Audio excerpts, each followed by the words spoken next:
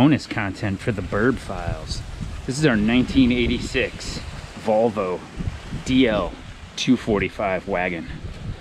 I traded some stuff for this. I got it about a week and a half, 2 weeks ago. And the previous owner couldn't get it started. I finally got it started. I finally got it to run, and then the starter died.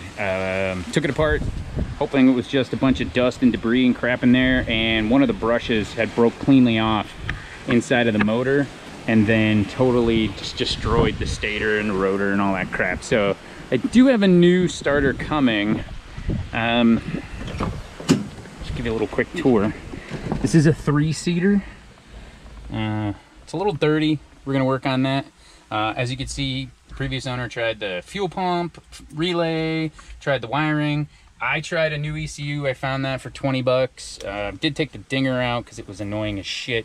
I don't know what gauges work. When I finally got the car started, I shut it off because I didn't know if there was any water in the water pump or the radiator, and there was not.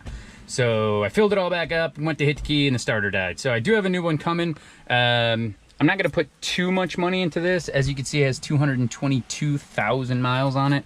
It is a 4-speed with manual with electronic overdrive. The reason that I'm not gonna put a ton of money into it is because this is gonna get V8 swapped with a 5 or a 6-speed. I might actually put a 2JZ with a 6-speed in it.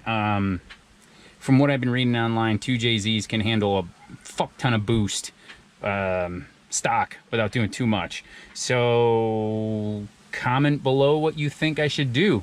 LS, TKO 600 or T56 Magnum 6-speed, 2JZ 6-speed turbo out of probably a Lexus older Supra. But yeah, this is a 3-seat Volvo version. I don't know if this headliner is going to clean up or not. Like I said, I kind of got to get it moving under its own power so I can do some work to it. But Burb Files bonus content, keeping our viewership entertained. So more to come.